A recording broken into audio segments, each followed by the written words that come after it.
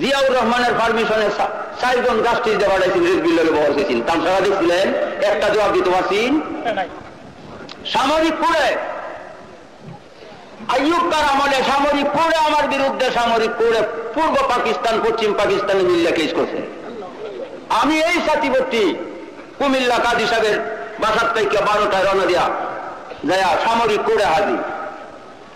ওখানে আমাকে বহুত প্রশ্ন করছে, আমি জবাব দিছি। প্রত্যেকটা প্রশ্নের জবাবে তারা সুন্নুম বুকমুন বেকুব সাজ্জা রয়েছে, জবাব উত্তর দিতে পারেনি।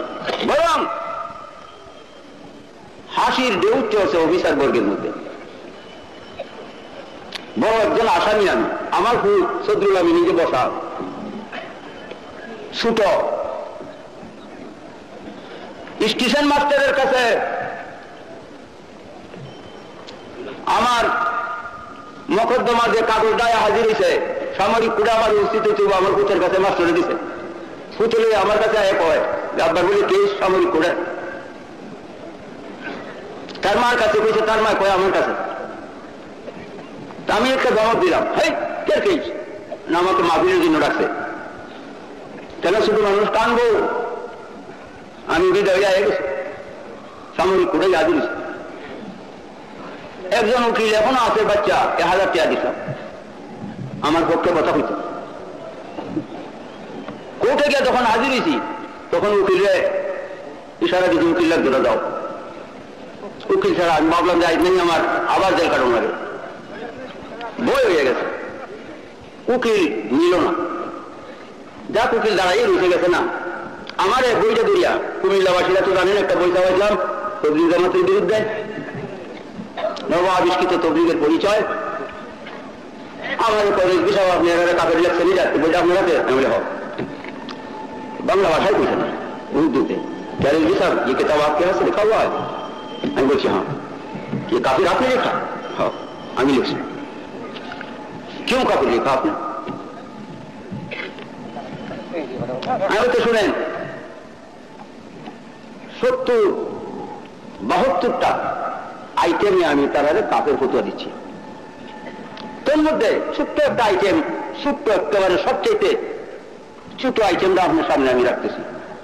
মালফুজাত উর্দু এবং বাংলা দুইটা ধরলাম, এই যে দেখেন এদের মধ্যে লেখা কুনতুম খায়রা উম্মাতিনের পরিপ্রেক্ষিতে আল্লাহ আমাকে আদেশ করিয়াছে, হে ইলিয়াস তুমি পয়গম্বরদের মতোই লোকদের জন্য প্রেরিত হইয়াছ, এক জায়গায় বসে তবলিগ করা চলবে না, দেশে বিদেশে এই কাজ নিয়ে ঘোরাফেরা করুন লাগবো। সেই দিন থেকে আল্লাহ তারে পয়গম্বরের মতোই তোর বড় রসই যাইছে বাংলা ভাষায় গ্রামার যারা জানেন সন্দেহকে দূরীভূত করার জন্য, যে এতে কোনো সন্দেহ নাই যে তিনি পয়গম্বরের মতোই একজন। তবলিগের জন্য আল্লাহ বানিয়ে পাঠাইছে। দেখেন এতে নবীকে অমান্য করা হচ্ছে। আমি বলছি তার ভাষায়, এখন বাংলা ভাষায় বুঝেছি আপনারা বোঝনের লেগা, যে নবী সাল্লাল্লাহু আলাইহি ওয়াসাল্লামকে অমান্য করা হচ্ছে, আর নবীজিকে মানার নাম ঈমান, অমান্য করার নাম বেঈমান। তারা বেঈমান, কাফেরের চেয়ে খারাপ। কি অমান্য করা হচ্ছে? আমি অমান্য করা হচ্ছে, আমি এই কোরআনটা প্রমাণ করব। বলেন তাহলে দেখেন, আরবের কাফেররা নবীকে জানতো, চিনত। জানা চিনা মানা 3 জিনিস, জানা চিনা মানা 3 জিনিস। জানা চিনার নাম ঈমান নয়, জানা চিনার নাম ঈমান নয়, মানার নাম ঈমান। যারা নবীজিকে মানে তারা মুমিন, এই বাদে ঈমানদার এই চাঁদের তলে নাই। আমি এই খুশি যে চাঁদের তলে এই বাদে ঈমান প্রমাণ করার উপায় নাই। নবীজিকে মানার নাম ওই ঈমান, যারা না মানে তারা বেঈমান। যত নামাজ তো বেঈমান, এই নামাজ আরবি নয়।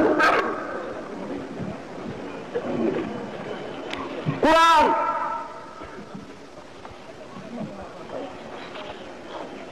আল্লাহ জাল্লা শাহু আম্মা নওয়ালুহু বলেন, ইয়ারিফুনাহু কামা ইয়ারিফুনা আবনাআহুম। আল্লাহ বলেন ইয়ারিফুনাহু, আরবের কাফেররা নবীকে চিনতো, জানতো। কেমনে?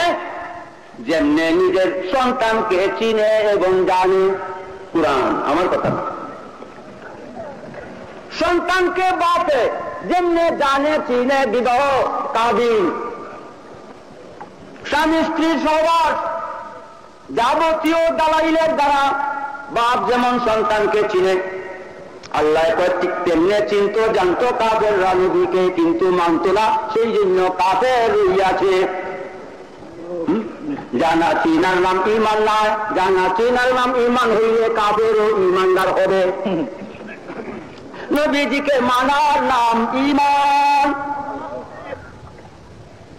ও কুমিল্লার ভাইয়েরা, 33 বছর তোমাদের বাদ খাইছি আমি। রেজবি এখন কবর দেশে রওনা দিছি। কি দিয়া যাব? দিবার মতো নাই। ইমান কি জিনিস মনোযোগ দিয়া শুনে নাও।